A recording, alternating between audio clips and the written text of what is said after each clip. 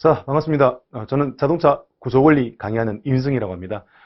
자, 시험 잘 보고 오셨습니까? 자, 23년 6월 10일 날 시행했습니다. 토요일 날, 서울시와 이제 기타 또 다른 지역에서도 여러 군데 이제 동시에, 시험을 쳤는데, 이제 공개되는 문제는 이제 서울시밖에 없습니다. 그죠? 이렇게 서울시와 관련된 문제 가지고 이제 기출 문제 풀이를 해드릴 것이고요. 다른 지역도 일단은 제가 경북에 직접 응시를 해서 거의 문제 복원을 다 마쳤습니다. 그래서 이제 끝나는 대로 바로 라이브로 가다바는 맞춰보실 수 있게끔 일단은 유튜브에 뭐 올려드렸고요. 오늘은 이제 정식으로 이제 서울시 기출 문제 풀이를 하도록 하겠습니다. 자, 그 외에 뭐 울산이라든지 충남, 뭐 교육청 뭐 여러 군데 시험이 있었는데 나름 복원을 한다고 노력을 했습니다. 그리고 이제 제가 직접 시험을 응시한 지역이 아니기 때문에 최대한 좀 문제를 취합하기 위해서 요즘 오픈 채팅방을 많이 활용하더라고요. 카카오 오픈 채팅방 많이 이렇게 모임을 만드셔가지고 거기서 문제를 많이 복원을 하시더라고요. 그래서 이제 검색을 해가지고 들어갔죠. 오픈 채팅방에 들어갈 때 이제 저는 제 이름으로 들어갔습니다. 제 이름 독자 이윤승이라고 들어갔더니 윤승 하이요부터 시작해가지고 제가 아닌 줄 아는 거죠. 그리고 뭐 안녕하세요, 저 이윤승입니다 했더니 또 일부 방에서는 네가 이윤승이면 나는 김진하다 막 이렇게 농담도 하시더라고요. 하여튼 뭐 그렇게 인사를 해가지고 여러 또 좋은 정보들도 주고 받으셔가지고 또 이 자리를 빌어서 내용 많이 복원해 주신 그 채팅방에 계신 여러분들 다시 한번 감사 말씀드리면서 서울시 기출문제 한번 풀이해 보도록 하겠습니다. 완벽하게 복원이 되지는 못했습니다, 아직. 그래서 이제 혹시나 뭐 문제 관련된 거, 뭐 질문사항이나 뭐 얘기할 거 있으시면 이 영상 아래쪽에 자동차 구조 원리 관련돼서 뭐 지역, 뭐 몇 번 문제 이렇게 서로 내용 주고받는 그 대화의 창, 뭐 그런 것들로 활용을 하셔도 좋을 것 같습니다. 자, 그러면 이제 1번 문제부터 한번 보도록 하겠습니다. 자, 1번 문제 딱 보자마자 욱 하셨을 겁니다. 일단 쉽게 바로 답이 보이는 문제는 아니었었습니다. 약간 고민을 하고 생각하고 응용을 해야지 풀 수 있는 문제였다라는 부분인 겁니다. 자, 일단 우리가 뭐에 대해서 얘기를 했었냐면은 일에 대한 정의에 대해서 일단 얘기한 적이 있거든요. 근데 일은 뭐냐면은 힘 곱하기 이제 거리, 뭐 거리라고 뭐 R이라고 할까요? 거리, 뭐 회전할 때의 거리는 R이고요. 뭐 토크로 얘기 많이 하니까. 일단은 힘 곱하기 거리가 우리 일이라고 표현을 했었거든요. 그럼 힘의 단위, 일의 일이라고 했는데 이 일의 단위의 힘의 단위는 킬로그램 중이고 거리의 단위는 미터라고 표현을 했었을 겁니다. 그래서 이제 내가 어떤 일정한 무게를 들고 무게를 가진 물건을 들고 내가 이만큼 움직였다. 그럼 일을 했다라고 얘기할 수 있는 거죠. 근데 이제 일은 했는데 얼만큼 일을 잘했느냐 못했느냐는 따지기 어렵다라는 거죠. 그래서 이제 단위 시간을 주는 거예요. 단위 시간을 줘가지고 기준 시간에 뭐 1초 만에 옮겼다, 혹은 뭐 2초 만에 옮겼다. 그랬을 때 뭐 2초 만에 옮긴 사람보다 1초 만에 옮긴 사람이 일을 잘했다. 라는 표현을 쓸 수 있다고 했죠. 그래서 그 일을 잘했다를 뭘로 표현한다? 일률이라고 표현을 한다라고 얘기했던 부분인 겁니다. 그래서 그 부분에 관련된 내용을 좀 알고 계신다라면 이렇게 접근할 수 있죠. 일의 단위가 뭐다? 킬로그램 중 곱하기 미터이다. 라고 보시면 좋겠고, 뭐 미터는 센티미터 거리니까 바꿀 수 있다라는 부분인 겁니다. 자, 이거를 뭘로 나눈다? 행정체적으로 나눈다. 행정체적이면은 사사점에서 상사점까지 움직인 거리지 않습니까? 이 행정체적이기 때문에 체적은 세제곱 센티미터 cc라고 표현할 수 있는 부분인 거죠. 그러면 요 단위만 놓고 봐도 요 나눈 값으로 가장 옳은 게 뭐냐라고 물어봤기 때문에 요 단위만 놓고 봤을 때도 일단 답은 골라내실 수 있다라는 부분인 겁니다. 어떻게? 센티미터 하나 날라가면 제곱이 남겠죠. 자, 그러면은 남는 거 정리하면 킬로그램 퍼 제곱 센티미터가 되는 것이고요. 자, 이 킬로그램 퍼 제곱 센티미터를 우리 수업할 때 편의상 뭘로 그냥 바로 압력의 단위 바로 표현하겠다라고 누차 말씀드렸던 부분인 겁니다. 그러면 뭐다? 이렇게 나누었을 때 일을 행정체적으로 나누었을 때 뭐가 나와야 된다? 압력이 나와야 된다라는 부분에 접근이 되었다라면은 효율 100이랑 압력. 그래서 답을 4번으로 선택하실 수 있었다라는 부분인 겁니다. 이렇게 간단하게 해결할 수도 있고요. 혹여나 죄송해요. 시험 치고 경북까지 안동입니다. 안동에 쳤는데, 부산에서 안동까지 6시간 운전하고, 또 어저께 거의 6시간 가까이 또 강의하고 또 질문 받고 6시간 반, 8시간. 그리고 오자마자 막 보고 내가지고 뭐 넘기고 또 이제 월요일날 바로 촬영을 하는 거라서 좀 목에 약간 무리가 가서 조금 갈라졌는데 양해 부탁드리도록 하겠습니다. 자, 이렇게 간단하게 구할 수도 있었고요. 아니면 기본서에 우리 26페이지 그 연력학적 사이클 할 때 얘기했던 부분인 겁니다. PV 선도죠. 지압 선도라고 하는 PV 선도를 놓고 봤을 때 여기 구해지는 흡입압축 폭발 배기 사이클에 그려지는 이 면적이 뭐다? 1이다라고 제가 강의하면서 설명을 했던 부분인 거거든요. 그래서 요 면적이 1이라는 걸 알면은 요걸로도 해결을 할 수 있다라는 부분인 겁니다. 자, 어떻게 가능하냐? 자, 일단은 이 면적이란 얘기는 뭐다? 지금 요 사각형이라고 보세요. 요거 사각형, 단순한 사각형이라고 봤을 때 가로 곱하기 세로지 않습니까? 그래서 이제 부피 곱하기 압력, 세로 P라고 표현할 수 있다는 겁니다. 그러면은 P 단위가 뭐라고 했어요? 아까 P 단위, 압력의 단위가 뭐였다? 킬로그램 중 퍼 제곱 센티미터. 압력의 단위. 그리고 이제 여기, 부피지 않습니까? 볼륨. 그러면은 이거는 세제곱 센티미터다라고 하는 부분. 요게 이제 이 두 개 곱하면 뭐가 된다? 면적인 1이 나올 수 있다라는 부분인 거죠. 그랬을 때 이제 여기에 뭘 나눈다? 행정 최적. 상사점에서 하사점까지 움직였을 때 거리의 행정 최적이죠. 요걸로 나누게 되면, 요걸로 세제곱 센티미터로 나누게 되면 뭐가 나오느냐라는 개념인 거거든요. 그럼 마찬가지 이거를 아신다성 치더라도 요렇게 약분되고 뭐다? 압력이 나오게 되는데, 문제는 이제 우리 학창시절 생각해 볼게요. 여기 점수예요. 여기 점수고 여기 뭐 과목이 있어요. 과목 A, B, C, D, E라는 과목이 있어요. 5개 과목이 있습니다. 그러면 뭐 100점, 80점, 70점, 60점, 50점 이렇게 맞았습니다. 그럼 얘의 평균은 어떻게 한다? 다 더해가지고 나누기 어떻게 과목수로 해준다라는 개념인 거죠. 그와 같은 개념인 겁니다. 그래서 이렇게 압력이 바뀔 때 여기 변하는 인자의 수로 나누었을 때 뭘 구할 수 있다? 평균값을 구할 수 있다라는 개념이 되는 거죠. 그래서 이렇게 구한 값이 뭐다? 압력인데 무슨 압력이야? 나누었으니까 여기 있는 x축으로 나누었으니까 평균값이 되는 유효한 압력이다라고 해서 평균 유효 압력이다 이렇게 표현할 수 있다라는 부분인 겁니다. 그래서 1번 문제부터 좀 많이 어려웠었습니다. 그래서 제일 어려운 문제, 변별력을 위한 문제가 1번 문제였지 않나 개인적으로 판단이 되는 부분인 겁니다. 자, 이거는 이제 수학적 감각이 조금 있으셔야지만 기본서 바탕으로 이제 문제를 풀 수 있었던 그런 문제였다라고 볼 수 있습니다. 자, 같이 이제 보훈청 추천에 이제 1번 문제도 이제 비슷한 개념의 문제가 나왔는데, 한 김에 같이 묶어서 설명을 드리고 넘어갈게요. 자, 1번 문제를 보시게 되면은 1마력에 대한 설명으로 가장 옳은 것이 뭐냐라고 했던 부분인 거고요. 이거는 우리 지시마력, 도시마력, 제동마력, 축마력, 손실마력 하면서 노차 엄청나게 많이 얘기했고 강조해드렸던 부분이지 않습니까? 자, 방금 앞에서 설명을 드렸습니다. 여기까지가 뭐가 된다? 1이 되고 단위 시간이 있었으니까 1의 능률. 그래서 뭐 일률이라고 표현할 수 있다라고 했거든요. 일률. 자, 이 일률을 나타낼 때 킬로그램 메타 퍼 세크로 나타낼 수 있지만 얘를 모두 마력으로도 환산할 수 있고 뭐다? 킬로와트인 전력으로도 환산할 수 있고 킬로칼로리 퍼 아워로도 환산할 수 있다라는 개념인 거죠. 각각의 상수를 거치게 되면요. 그러면 여기 나와 있는 단위들은 전부 다 뭐의 단위다? 일률의 단위다라고 얘기했던 부분인 겁니다. 그러면은 여기서 이제 1초 동안 1마력은 뭔데? 1초 동안 단위 시간 1초 동안 뭐야? 75kg 메타의 1. 요거는 1이라고 볼 수 있었던 거고 단위 시간이 들어가면 이 전체가 뭐가 된다? 1율이 되고 1율을 뭘로? 마력으로 환산하기 위해서는 얼마가 필요하다? 75라는 숫자가 필요했기 때문에 우리 항상 구할 때 뭐 토크 그다음에 뭐 회전수 주고 나누기 뭐 75를 했던 이유 거기에 있다라는 부분인 거죠. 그래서 이 부분은 저하고 강의를 했었으면 정말 어렵지 않게 답을 찾으실 수 있었다라는 부분인 겁니다. 아무래도 일반보다는 보훈청이 약간 문제 난이도가 좀 쉽게 나오는 경향이 있다라는 부분인 겁니다. 자, 이제 이번부터는 쭉쭉쭉 내려갈 수 있어요.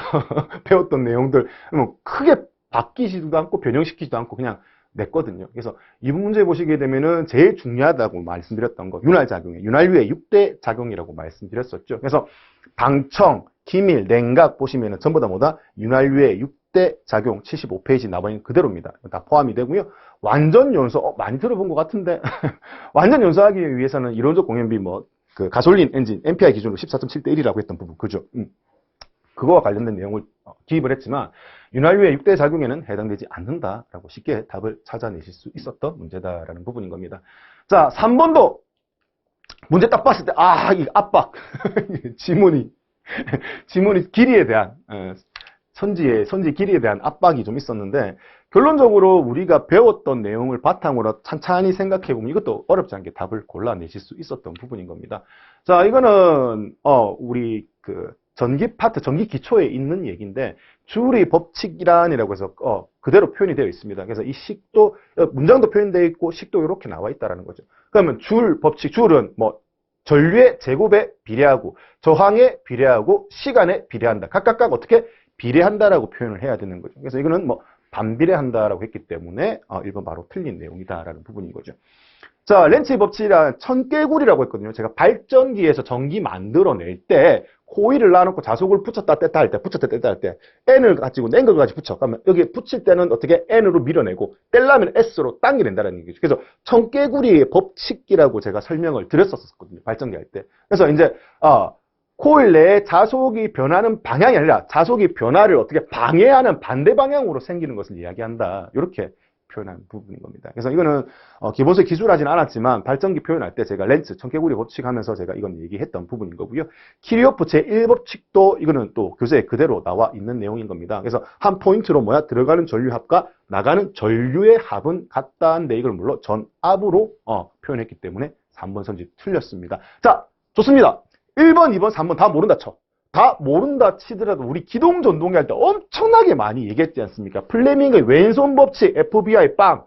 죄송해요. 자, 그래서 모터는 전부 다 움직이는 것들. 전부 다 왼손 법칙이다라고 했던 부분인 거죠. F, 움직이는 힘의 방향이 메인이 되는 거고. B, 자력의 방향, 전류의 방향. 자력의 방향과 전류의 방향이 결정되면 이 방향으로 항상 힘을 받아서 모터도 움직이고 전압계, 전류계도 움직이게 된다라고 했던 그 내용만 알고 있어도 이 문제의 답은 골라내실 수 있다는 겁니다. 1번, 2번, 3번을 모르더라도 4번이 워낙 명확하게 답이기 때문에.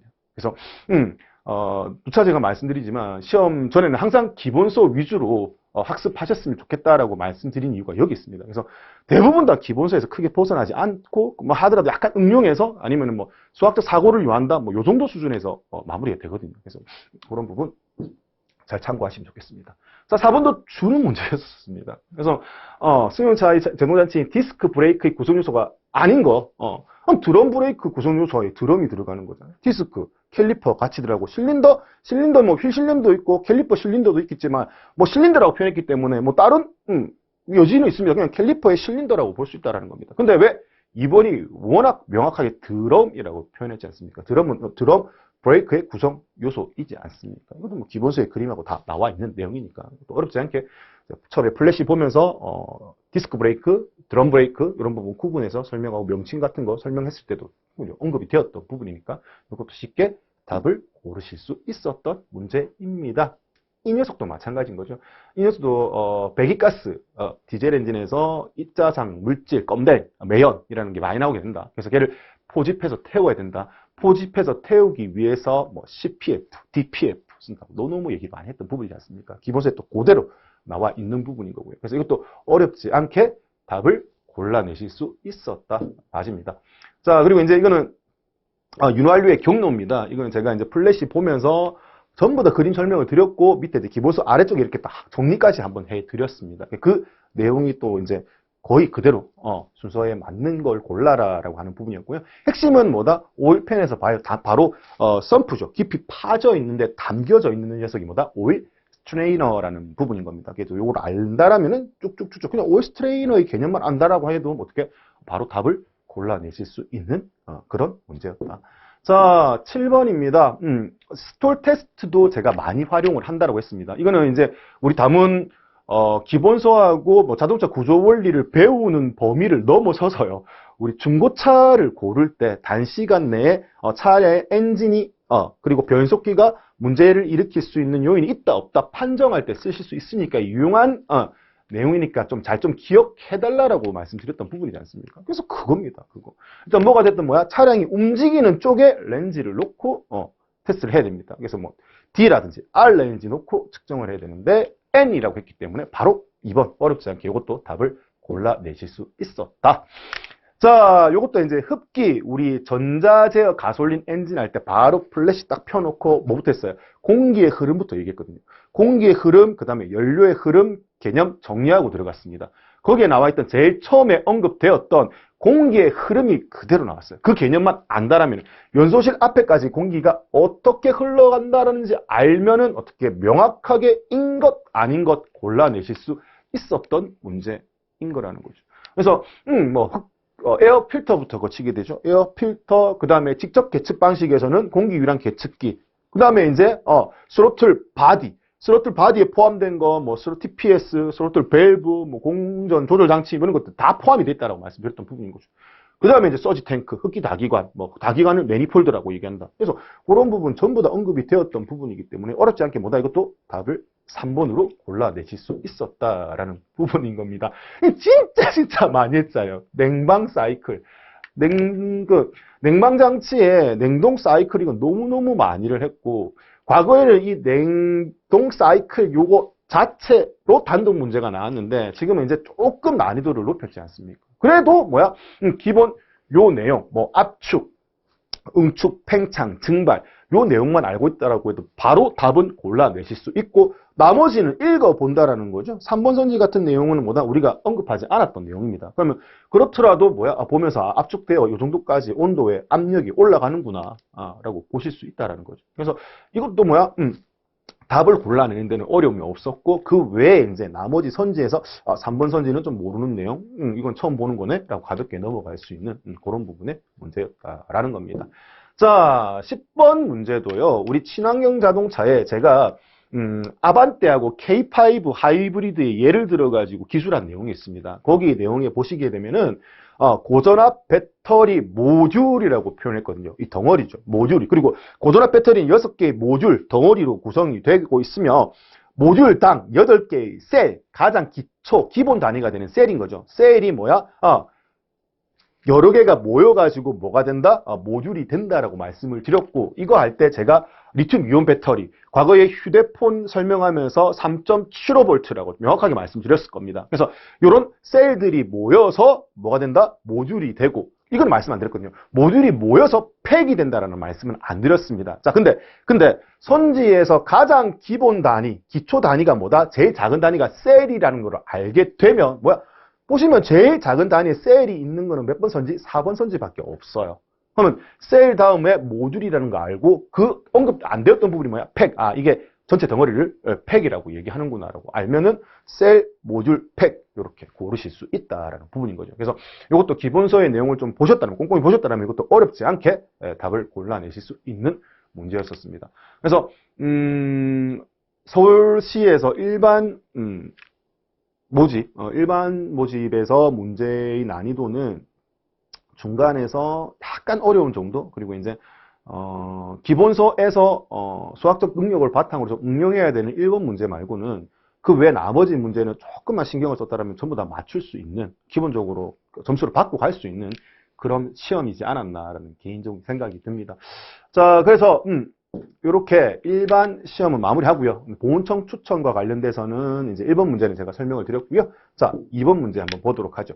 자, 2번 문제도 전기 기초에서 말씀을 드렸던 겁니다. 게르마늄 규소 이거 4가지 않습니까? 가운데 4가에다가 3가, 그 다음에 5가를 각각 더해가지고 P형 반도체, N형 반도체 만든다. 그래서 그걸 2개를 접합한 거를 다이오드, 3개를 접합한 거를 뭐라고 한다? 트랜지스터. 그 트랜지스터에서 제일 중요한 3대 작용, 스위칭, 발진, 증폭 작용이다라고 중요하다고 말씀드렸던 부분인 거죠. 그래서 그 문제에 뭐야? 스위칭, 증폭 작용하는 게 뭐냐라고 물어봤고, 이건 뭐다? 트랜지스터를 답으로 가볍게 고르실 수 있는 문제였다라는 겁니다. 자, 이것도 이제 기본서의 51페이지 그대로 표현이 되어 있던 부분인 겁니다. 점화 순서 결정할 때 주의할 사항의 맨 마지막에 크랭크 쪽에 비틀림 진동이 일어나지 않게끔 설정을 해야 된다에 이제 화살표를 넣고, 비틀림 진동이 발생되는 그 원인에 회전력이 클수록 길이가 길수록 강성이 작을수록 크다라는 부분을 1번, 2번, 3번 선지에 그대로 표현을 했습니다. 그리고 이제 그 외에 이제 회전 속도가 빠를수록 크다. 자, 우리 엔진의 부조가 날 때, 를 가만히 생각해 보면은 회전수가 높을 때보다 낮을 때 부조가 많이 났거든요. 그리고 부조가 날 때 흔들림이 많을 때 가속 페달을 살짝 밟아가지고 회전수를 올리면 도움이 됐던 그런 기억만 알아도 그 생활적인 부분만 알아도 요 내용이 뭐 기본서에 있는데도 기억이 안 난다 그러더라도 답은 어떻게 고르실 수 있었다라는 문제인 겁니다. 그래서 이것도 어렵지 않게 답을 골라내실 수 있었고요. 자, 이것도 우리 뭐 300제에서도 너무너무 많이 풀었고 중요하다고 말씀드렸던 겁니다. 그래서 연료 분사에서 디젤 엔진의 연료 분사에서 엔진의 소음과 진동을 줄이기 위한 분사 단계, 부드럽게 압력을 올리기 위해서 맨 처음에 연료를 뿌리는 단계를 예비 분사 혹은 파일럿 분사라고 이야기를 한다. 그리고 이제 이렇게 압력이 어떻게 변하는지에 관련된 내용도 같이 설명을 드렸던 부분인 겁니다. 그래서 이것도 예비 분사라고 어렵지 않게 답을 골라내실 수 있었다. 자, 그 다음에 이제 자동차 앞바퀴를 어디서 옆에서 보았을 때입니다. 그때 이제 조향 너클입니다. 조향 너클이라고 하면은 핸들을 돌렸을 때 전체적인 돌아가는 너클 그거를 얘기하는 거고 너클과 앞차축을 고정을 하는 조향축입니다. 조향축은 회전하는 기준이 된다고 했죠. 그 회전하는 기준이 되는 것을 우리 독립식 현가장치 맥퍼슨에서는 스트럿이라고 얘기를 했고요. 그리고 이제 일체식 차축에서는 킹핀이라고 이야기를 했습니다. 그래서 뭐 스트럿, 조향축, 킹핀 전부 다 뭐다? 회전하는 그 기준이 되는 축이다라는 부분인 거죠. 그래서 그 회전하는 기준이 되는 축이 지면의 수직에서 곧바르게 서 있는 게 아니라 약간의 기울어진 각을 가지고 있다. 정면에서 봤을 때 주면의 수직선과 기울어진 각 이거를 뭐라고 한다? 킹핀 경사각 혹은 조향축 경사각이라고 표현하게 되고요. 이거를 측면에서 봤을 때 기울어진 각, 지면의 수직선에서 기울어진 각을 뭐라고 한다? 우리 캐스터라고 얘기했던 부분인 겁니다. 그래서 그 내용 또 그대로 나와서 측면에서 봤기 때문에 이걸 뭘로 보면 된다? 캐스터라고 보면 된다라는 겁니다. 그리고 나머지 이제 6번에서 10번 문제는 일반 시험과 똑같은 문제였기 때문에 앞에 거를 같이 확인을 하시면서 정답에 대한 해설을 확인하시면 되겠습니다. 자, 여기까지 해서 서울시 관련된 기출문제에 대해서 한번 풀이를 해 보았습니다. 복원하면서 뭐 서울시뿐만 아니라 다른 지역도 일부 계속 복원을 하면서 느낀 거지만 기본서의 내용이 정말 중요하구나라는 걸 다시 한번 느꼈습니다. 그래서 혹여나 지금 뭐 10월에 다른 지역도 시험을 준비하시는 분이나 내년을 준비하시는 분들도 참고하셔가지고 기본서 내용 정말 중요하니까 그거를 꼭 유념해 두셔가지고 항상 베이스를 튼튼하게 하는 학습 방법을 찾으셔가지고 그렇게 준비를 해 주시면 좋을 것 같습니다. 자, 그러면 저는 또 빠른 시간 내에 또 시험이 있으면 또 문제 복원해가지고 또 그때 또 찾아뵙도록 하겠습니다. 자, 저는 자동차 구조 원리 강의하는 이윤승이었습니다. 자, 여러분들 정말 수고 많으셨습니다. 감사합니다.